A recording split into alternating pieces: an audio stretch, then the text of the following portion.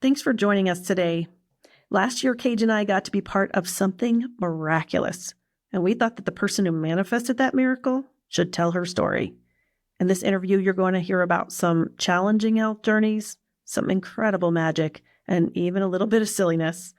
I hope you'll come away from listening feeling like I did, uplifted and inspired. Hope you enjoy it.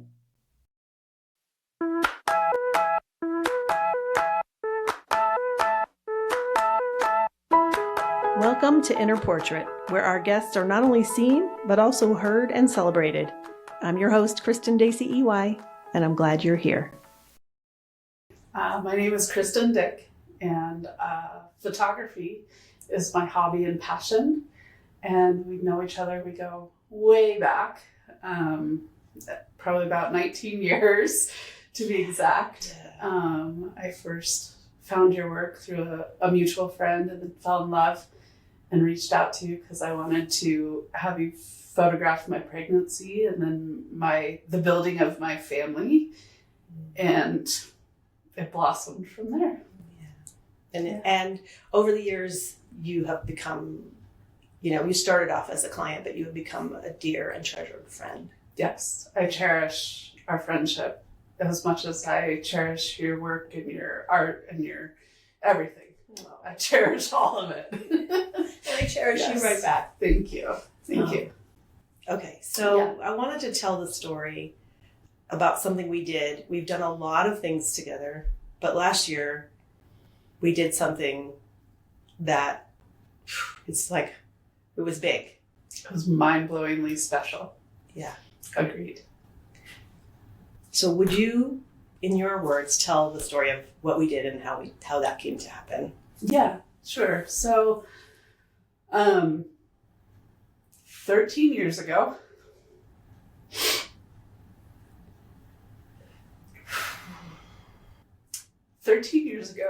I was diagnosed with a rare form of cancer in my breast that was not breast cancer, but cancer in my breast. So it was more similar to a lung or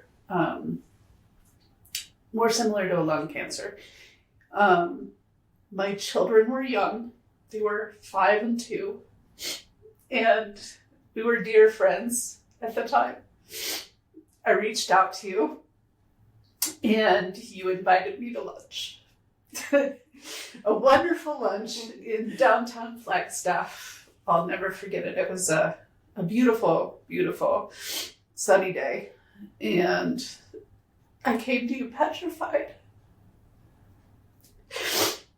And during that lunch, you gave me time and space to feel all of it. You gave me the gift of just letting me talk, letting me share my fears, letting me share my hopes, all of the things.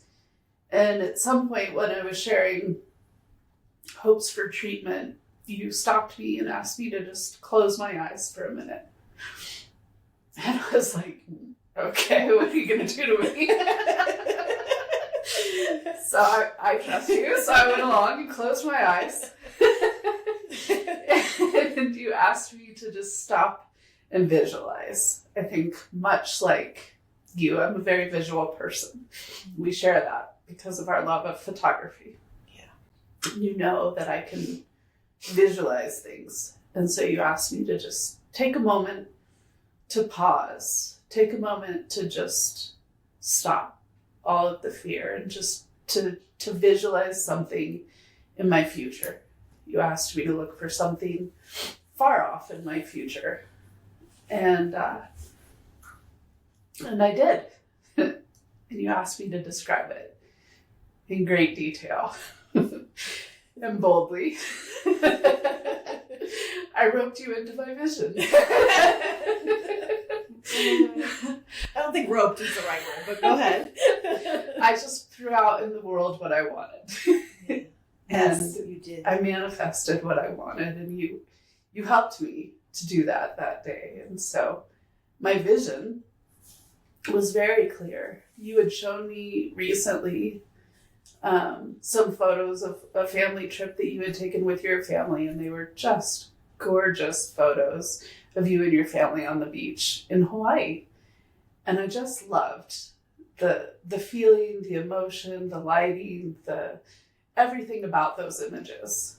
And so when you asked me to dream, I dreamed, and it was a dream of you capturing my photos of my family with me there after my first son, Stephen, my oldest son, who was 5 at the time, graduated high school.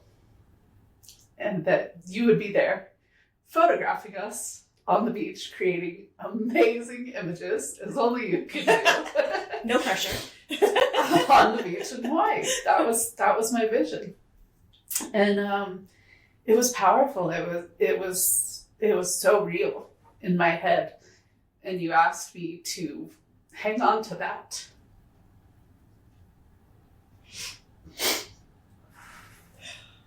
There were times when that was hard to hang on to that. Yeah, there were some dark days ahead. And whether you knew it, whether I knew it, you just encouraged me to hang on to that image, hang on to that vision. And I did. And it was amazing. It got me through some dark days.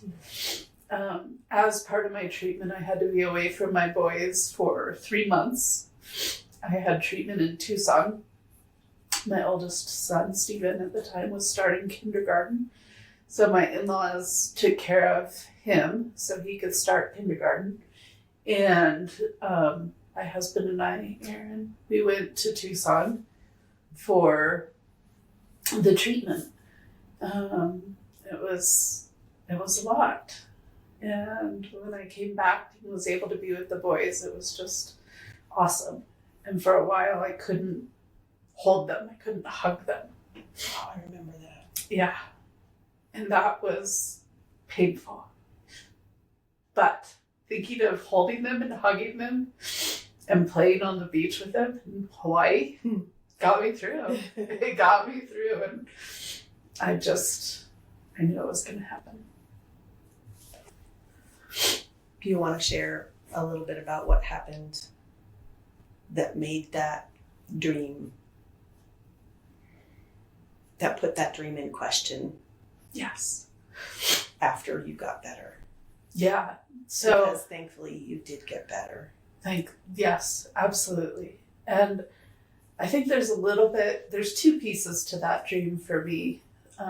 One is retrospective. It was meaningful for me because my dad was very sick when I was in high school. And I wasn't sure that he would make it to my high school graduation. And he did. And so it was extremely meaningful for me to think that I was doing something to be there for Stephen for his high school graduation. And so that was powerful retrospectively. And then moving forward, fast forward about 11 years, 12 years later, 2023, my son Stephen, who was 16 at the time, was working out with the high school football team and experienced a massive seizure. And from that seizure, he was transported to the hospital and they did some imaging and it revealed a devastating brain tumor. In your 16-year-old boy. In my 16-year-old son. Just, my husband and I looked at the image, and you didn't have to be a doctor to know it was bad. And so, that was scary. He was 16. It was the summer going into his junior year of high school. He was the quarterback of the high school football team. Had everything going for him. Was skiing, black diamond skiing stuff with his brother. He'd just gotten his driver's license. Thank God he wasn't in the car when he had his seizure. Right. Yes. Thank God he was with all of the medical professionals and excellent trainers at Flagstaff High School who immediately jumped into action. They took care of him. They got him the proper care that he needed. And we will forever be grateful for the care that he received that day and the immediate response of this high school staff. So the brain tumor was determined to be grade 3 aggressive astrocytoma. He had to go through a 9-hour brain surgery. He endured 30 treatments of radiation at Mayo Clinic. He went through a year of chemotherapy, and he fought like heck. And it was touch and go for a while. He was real sick. And on those days, I kept hanging on to Hawaii. I had no idea that image of Hawaii was going to be so powerful. I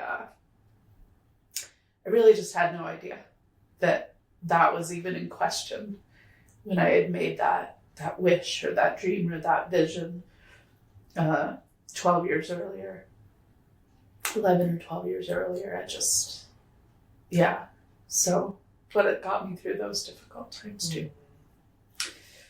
So fast forward, the diagnosis was June 2023.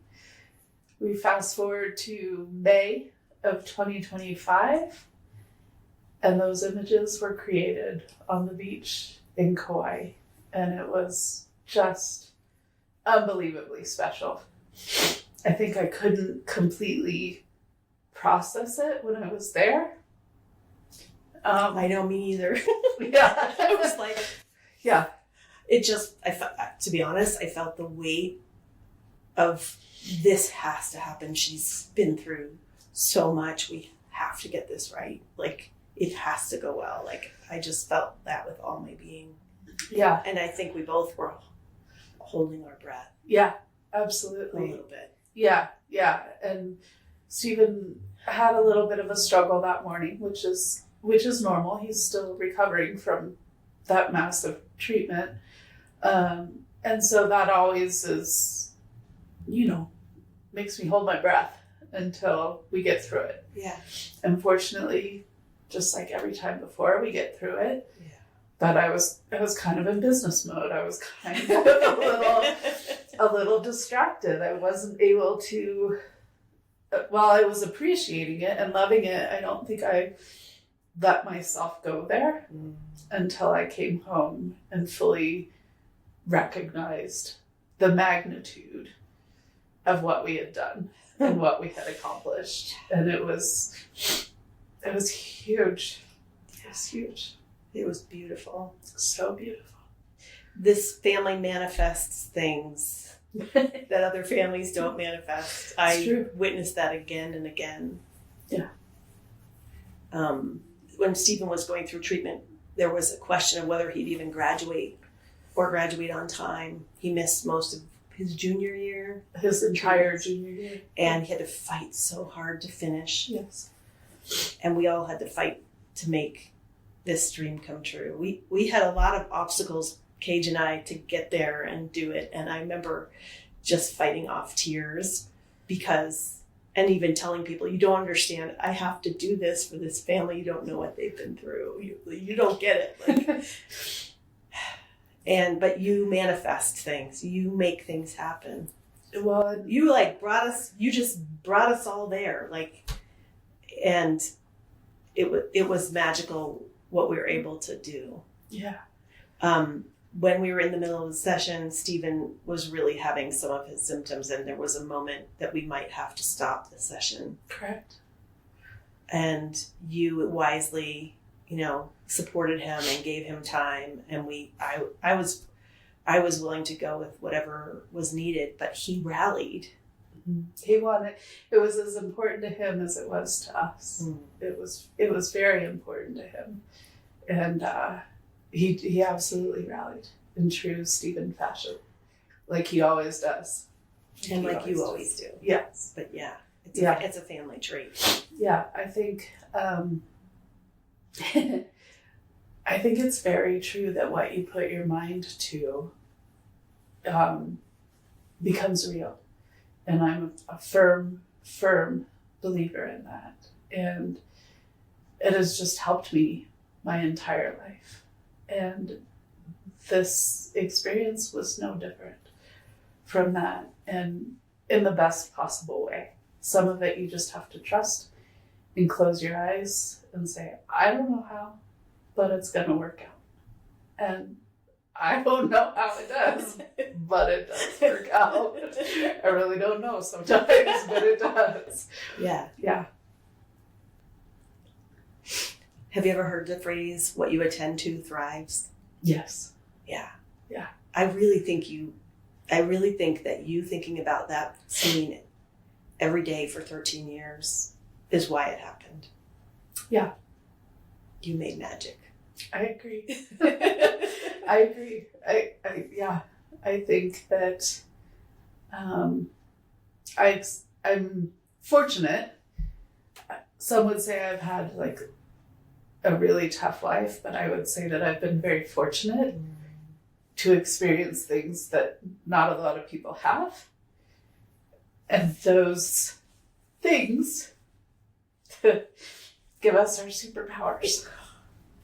Can you say more about that? I love that. Yeah. So, started with my dad. He was sick with multiple sclerosis. I was very young. And when I was 12, they gave him 6 months to live. And they told my mom to start planning his funeral, making funeral arrangements and everything else. And my mom, the wonderful woman that she is, Cindy. Yes, I got lots of fight and fire from, God bless her, said, I absolutely will not. That is insane. You don't know that. I will not plan his funeral until the day he dies, and not a day before. And she put in all kinds of things to just live every day to the fullest. So he couldn't get out. He was a quadriplegic in a wheelchair. It was hard to get out of the house and go do things. So we just had everybody at the house. And he had a reason to get up every day because he had something to look forward to every day. I see that as a true gift for a recipe for survival. You gotta have a reason to get up. You gotta have a reason to get out of bed. Even when it's hard, even when it's messy, you gotta have that reason. Even if it's just to walk to the kitchen. And so I see that as being very blessed from a very early age. And so then we created that with my experience. I had a reason every day. When I was in Tucson receiving treatment, I got up every morning and went to the living room and I colored pictures for the boys in a coloring book. Oh. And I mailed them pictures. Every other day, I would mail them pictures. So I had a purpose to send the boys coloring pages to know. And then with Stephen, when he was sick and in the hospital, wonderful friends, the entire football team, signed a poster for him and brought it down while he was still in the ICU. And he said, Mom, that's the first thing I want to see when I get up.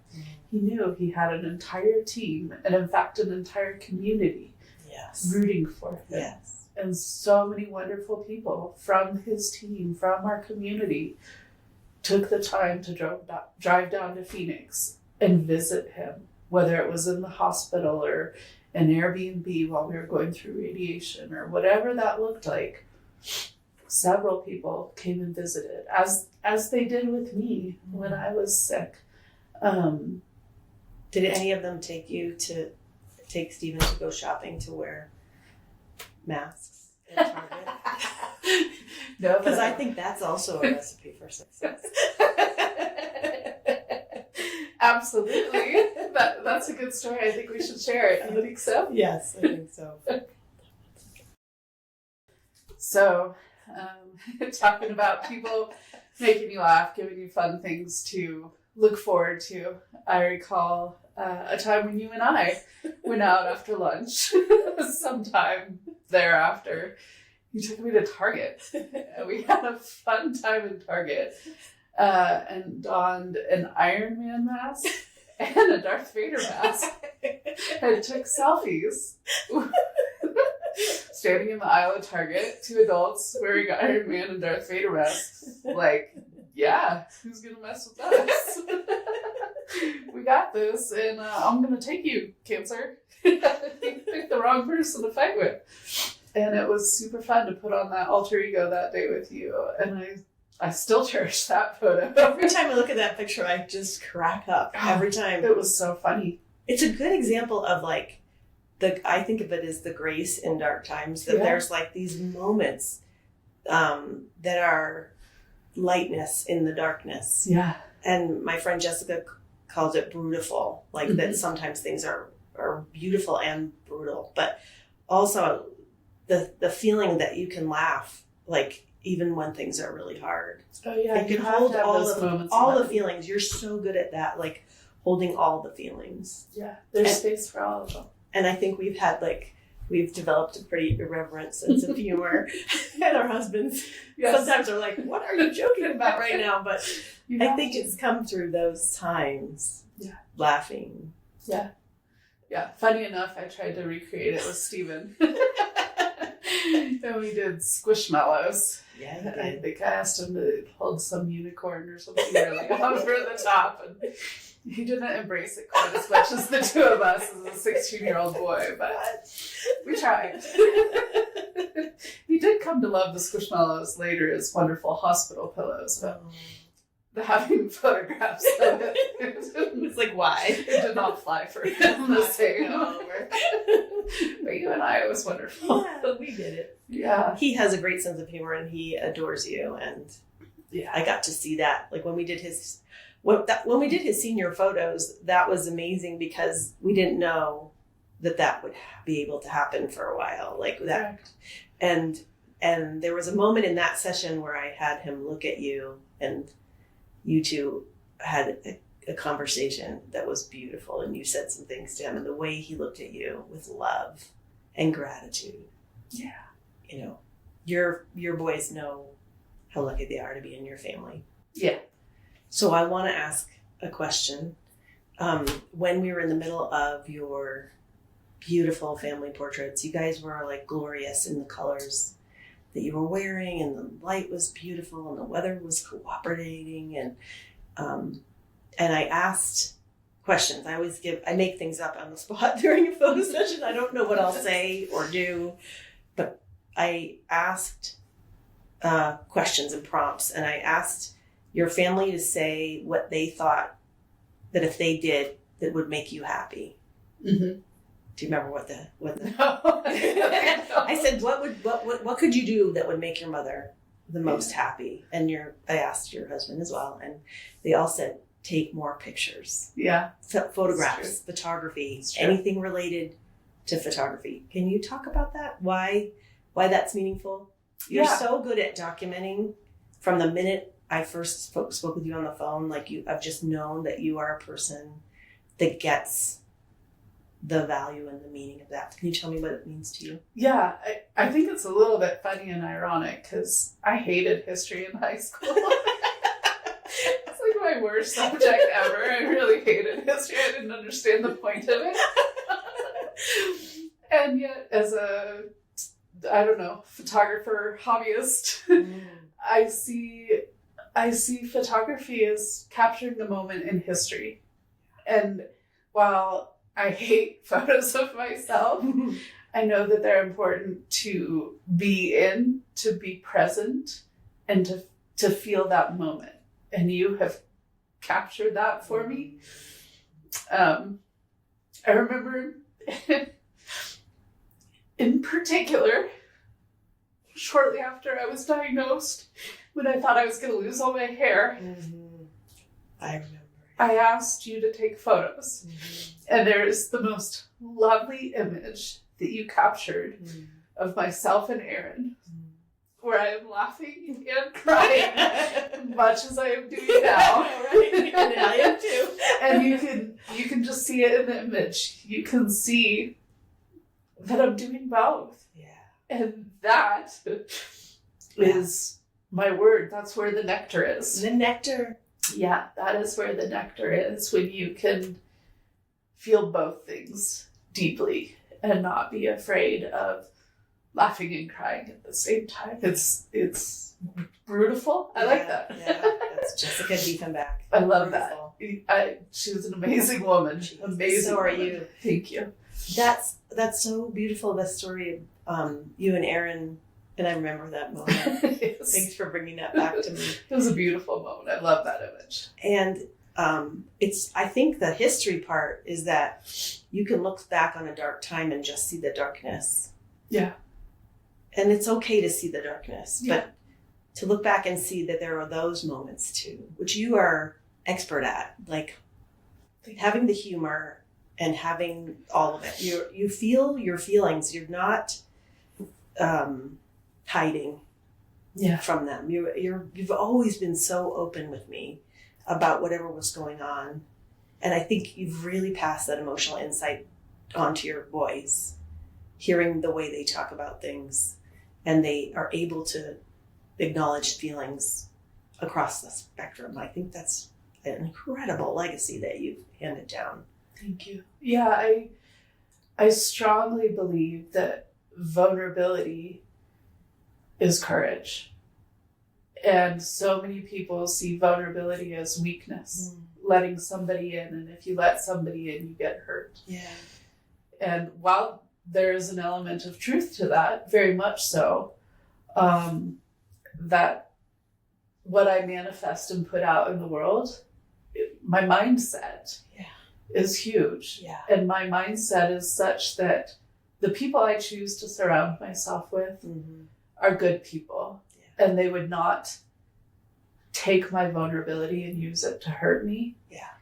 And if certainly I've had those experiences in my life where I've been hurt by being vulnerable, and I choose not to continue to surround myself in that situation. Right. But I don't let that change me. I don't let that hurt me. I just use that as information to realize that those aren't the people that I want to surround myself with. And so I know that it's safe to be vulnerable. It's courageous to be vulnerable. People don't think I'm a sissy because I cry. I don't think there's anybody out there who thinks. No. They may say I'm very emotional, and they would not be wrong, but I don't think there's a single person out there who knows me. And if you've known me more than an hour or two, you've probably seen me cry. Oh, really? Come on. Seriously. Well, there's been some material. There's been some emotional. Yeah. You've had a lot. Yeah. You've had a lot, and you feel it. Well, and I can't stuff it. That's right. It would be toxic if I stuffed it. Be terrible to stuff and so I let it out really easily, but I'm not afraid to let it out. And I don't let the story that I tell myself be that crying is weakness, because I absolutely don't see it that way. Yeah. I just don't. I let it out, because if I stuffed it, it would be toxic. And when you are vulnerable, you give other people permission to be vulnerable. Yes. It's amazing how much depth you get to in a conversation when you're vulnerable first. Yes. Or in a relationship over time. Absolutely. You make it safe for other people. And that, to me, is, if it's scary being vulnerable, that's the motivation, in some ways. Besides the toxicity that you build up inside, like you just said, you're helping other people. Yeah. Yeah. I love that. And I think that's part of my superpower of how I create and manifest the amazing relationships that I have with people. And why I have such an incredible tribe of people such as yourself and Cage, and just this entire community of Flagstaff. There are so many people. And so many good people in this town, And through all of it, we help each other through the good and the bad times. So that's what creates the richness in the relationships. Life isn't linear for anyone. My having bad times is not unique to me. Everyone has bad times. And so that that creates a sense of community. That creates a sense of shared emotions, shared feelings, and Connection. Yeah. And it's so powerful. You're so good at that. Thank you. You're amazing. Thank you. Likewise. I don't know if you know this. Likewise. You're amazing. It could be the name. I think that because we have the same an amazing name. And we have an amazing name, and we spell it correctly, which is exactly important. Yes. Very important. Perfect 10. Yes. Absolutely. You talk about this word nectar. I love that word. I know, and I love that word. I got it from my dear friend Leanne, actually. Tell me about nectar. Nectar is just this, for me, it's a descriptor in photography of lighting. It's a descriptor of, if there's a nectar moment in photography, it's perfect lighting. It's raw emotions, happy, vulnerable, whatever it looks like. It has a photojournalistic style to it. Like a moment is happening. A moment is happening. It's not like we're all posed and cheesy at the camera. No. It's like a moment in there. It's raw, it's real, it's pure happiness, it's pure joy, it's pure whatever it is. And it's captured in that moment. And that to me is just like kind of kismet. It's like all of the elements coming together at once and being there in the right place at the right time and having either a wonderful camera or an iPhone or a non-iPhone to capture that. Yeah. And just every time I see or experience a nectar moment, it's a moment of gratitude for me. And I think when I say that's nectar, I'm also saying I'm grateful that I'm experiencing this moment. And I think that's another piece, like maybe two big pieces of my secret sauce are vulnerability and gratitude. Yeah. I think having gratitude for even the hardest days and seeing, look, I was able to capture this when Stephen was real sick. When he woke up from surgery, he was paralyzed. And I asked permission to take photos and videos of the moments. And in the time, there were some, not so much Stephen, a little bit, but not bad, who questioned why I would do such a thing. Yeah. And for me, I did it because, again, that was a part of manifesting. There was no doubt in my mind. He would walk again. And taking those images and taking that video was part of his comeback story.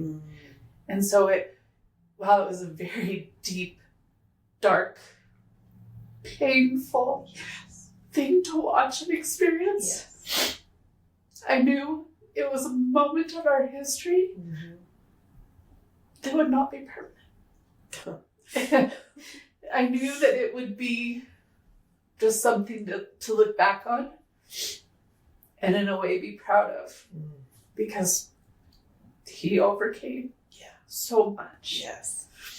And he played football again. He played football again. Yeah. Not only did he walk again, he played football again. He really did. And there were a lot of people that questioned that decision as a mother with a son with a traumatic brain injury. And I remember Stephen said to me, Mom, there's no guarantee that I'm going to survive this. And it's my choice. And if I die on the field, it's what I want. Wow. And I feel like when you have a diagnosis like that, and you have huge decisions like that, you think hard about those things. Yeah. And that was an intentional choice that he made.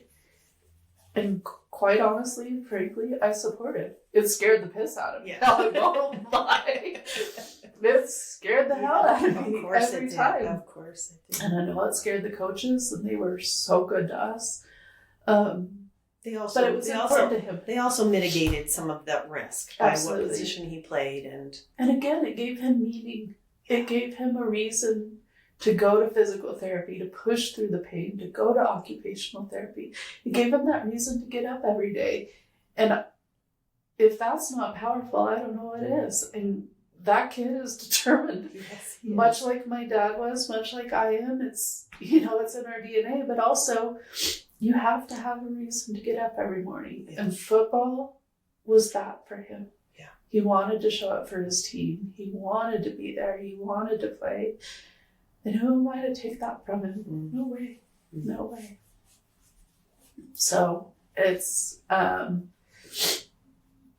powerful, it's huge, and we make intentional decisions. And so the fact that he played on the field again was very intentional. It was very meaningful. Yes, it was a calculated risk, but everything in life is a risk. And when you face a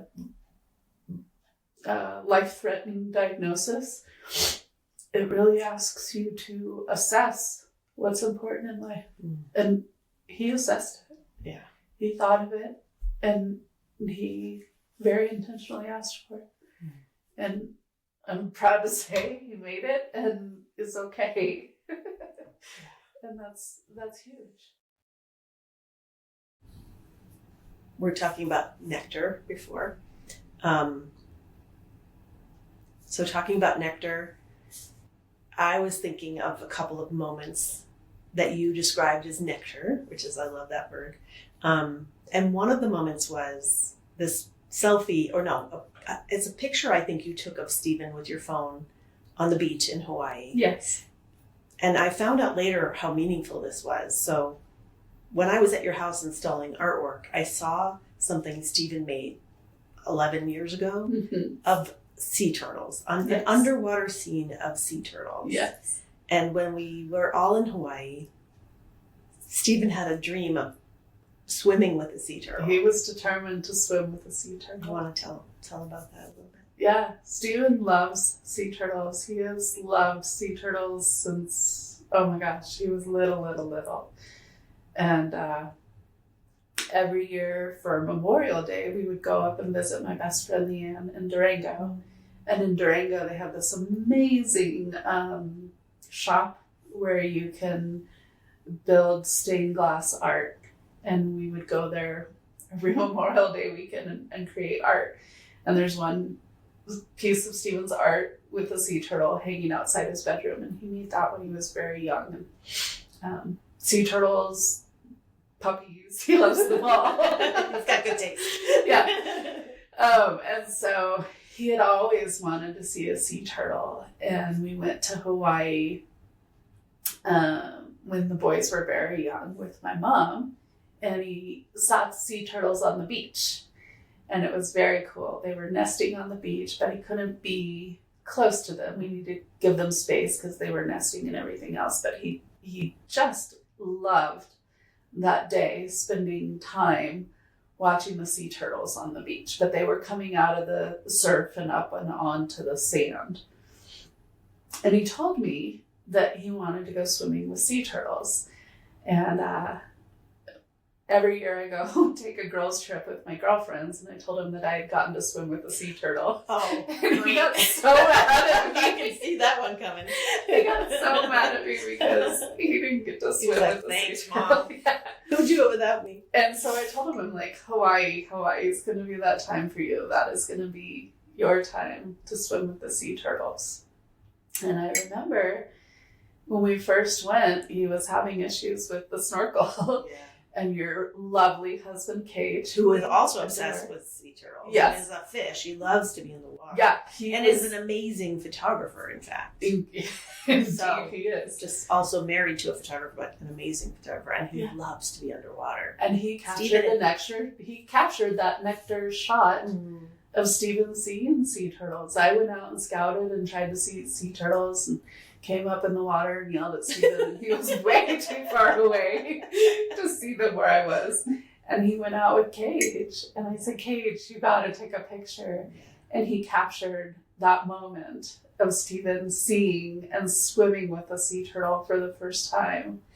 And then the nectar shot that I got was him on the beach with just this pure pure smile of mission accomplished. Yeah. I just swam with this. And it's just the greatest image. He's so happy and so content. The lighting is perfect. You nailed it. Yeah. And I was standing there, I was like, wait, hold on, we gotta get this. And it was exactly one of those nectar moments. I think you said to him, how do you feel about you just swam with the sea turtle? How do you feel? Yeah. And he just smiled at you. Yeah. It was so awesome. And the fact that like Cage captured it like as it was happening with only Cage's beautiful talent. It's just so many gifts. So many gifts from that trip. And that was absolutely another one of them. I think of the other gift of you and I going and walking down the steep path to the wonderful beach and the selfies that we took on the gorgeous beach, and just that short moment in time that you and I had together was special. Yeah. We sort of scrambled down that sort of, it's like a cliff climbing down that thing. Yeah. And it just rained and it was slippery, but it was just gorgeous. It was nectar. It was nectar. It was nectar. It was another nectar moment. And it was that time for just you and me. I think it was probably the only time on that trip where just you and I spent a little time together. Because our husbands or family were around. Yeah. Not that they're not wonderful. We love them fun. too. Wait a minute. But it was fun to just have that tiny adventure, just the two of us. And I think you and I do. Yeah, and I think we were processing like, okay. Yeah. We did it. Also, I was going to tell you that I held my breath for the rest of that trip because I was like, I've got my cards and it could still fall apart. I could lose this. My cards could get damaged. And something could happen. I was like, was this feeling of like, I can imagine. Yeah. Until we've printed something and put it on our walls, it's not done. And I think maybe that's a piece, like I didn't have that same, but maybe on some subconscious level until they were on my wall. I couldn't totally get there either, which is funny. I was fully expecting to get there on the beach that day. And I did, but I didn't. Yeah. But now that they're on my wall, at least once a week, I'm like, look at my kitchen wall and just go, oh my God, that's awesome. It's pretty cool. It's really special. I'm so glad. So we installed it when you were out of town. Yes. And Aaron and Stephen kind of hung out with us. Yeah. And so we knew you'd come home and find it. We're excited. So special. So one other nectar moment that I was thinking of, it's interesting how nectar sometimes comes with something challenging. Like it was hard for Stephen to snorkel until he did that day. And then it was this hard one, beautiful moment. And also I was thinking about another nectar moment during our session, which is that we were 30 minutes in or something and Stephen started having symptoms and he just has to stop when that happens. Yeah. He's doing so well and he's so amazing, but sometimes he needs to stop and pause. Yeah. And we didn't know whether we were going to get to continue. And I had a plan because I went and scouted. We scouted and mapped this whole thing out because we wanted it to go off without a hitch. Like I said, I thought, this has got to be right. And it was absolutely right. You're awesome. 13 years of a dream. Like you want that person to have that dream, especially when there's people you love, which we do. And so we didn't know if we could continue, but then he was like, he is just like a push through it kind of guy. I think maybe he's always been that way, but post-cancer, he's very, very much that guy. So much. And so I was like, well, we're not walking half a mile down the beach to the special tree that I found, right? So we moved to a spot a few feet away from where he and his brother were sitting, and Stephen and Cameron sat in these little yellow flowers with this beam of sun shining down behind them. And Stephen loves those little flowers. He loves the flowers. He loved them on his senior portrait as well. Yeah. And so the two of them are being so cute together and the sun is shining. And that was another nectar moment. You saw that and you said, that's the nectar. And I was like, when she says the nectar, I know. You gotta capture it. We got it. And when we were doing the View and Order meeting and you were seeing your images for the first time, you were like, that's the nectar. Those images were totally nectar. And again, it was that lighting. It was the boys truly enjoying their time together. It was not them putting on some fake smile for you. They were really laughing at each other and saying terrible things to each other like only brothers do. I'm sure involved making fun of me at the moment. Maybe, perhaps. I won't comment. We'll do what we have to do. I mean, it was a perfect moment, so it's all good. But that was absolutely another nectar moment. And it came after a hard moment. Like, and I'm just noticing that those two get intertwined sometimes. And it's just as powerful, or maybe more powerful, because of that. Yeah, I think so. I think in that moment, certainly Stephen could feel me ramping up my anxiety. I always am thinking of a plan or an exit strategy when he's going down. I have a list of all of the things that I want to have to provide him with comfort and then access to an exit. How do we get him to wherever we need to get him? And so certainly I was in that moment, and I know I was frustrating him. I know I was. And so I kind of walked away and gave him space. And I think that's also that levity of, I know that I can frustrate them with my anxiety. And I love that they have space to make fun of me and roll their eyes at me and do all the things that kids do when they're frustrated with their parents. And I think there was a little bit of that going on in that moment, and it was genuine. It was real. It was beautiful. Love that. Also, I want to tell you that I was asking them to say things to each other about each other. It wasn't really much about you. I can't even I'm sure there was imagine some what they like were saying. I'm sure there was some like, she's worried about us again. But it was mostly the things they were saying to each other about things they appreciated about each other. So I make people do things. You know this. I made you do a few things over time. Yeah. But I asked, especially with siblings, because siblings can be, irritable with each other or get on each other's nerves or definitely take each other for granted, especially teenage siblings. Absolutely. And so I always facilitate those sibling portraits. I make them do things that they wouldn't do otherwise. I love that. And it's wonderful to see it. And sometimes they're laughing because it's awkward. Because they're like, I don't want to tell him that he's awesome because he's going to know later. But it's really fun to watch that. And then I'm giggling because it's always very hilarious. But I adore them. I mean, I've known them both since before they were born. And even that moment was beautiful for me. Yeah. And watching him push through. Yeah. Was a gift to everyone. And two of my favorite images were caught after he pushed through. Yeah. There's the sunset at sunrise.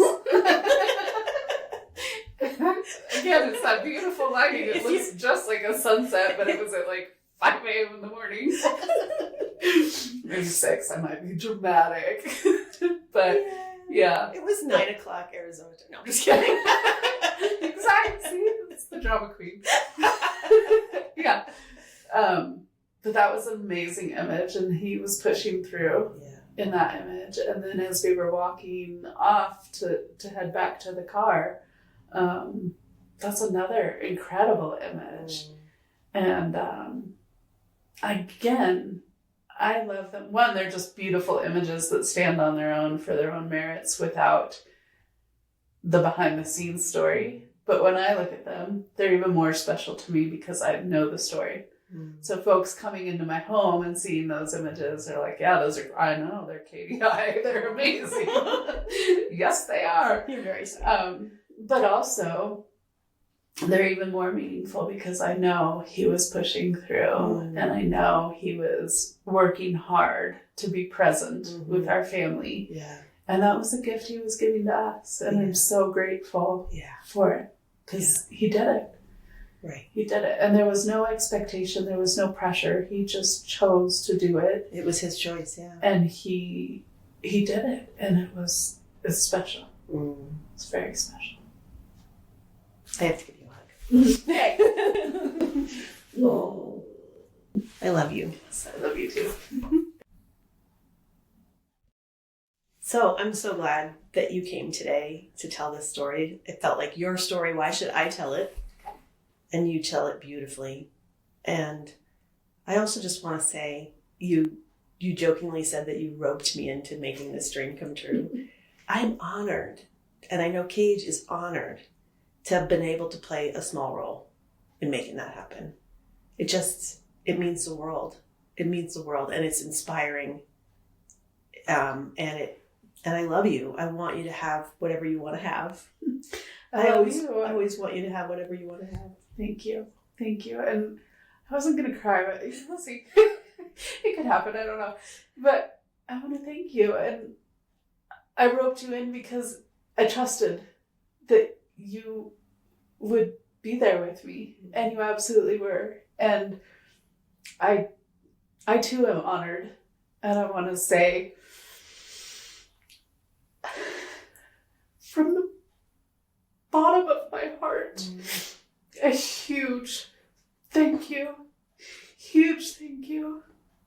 to you and Cage, but in particular to you, for 13 years ago, giving me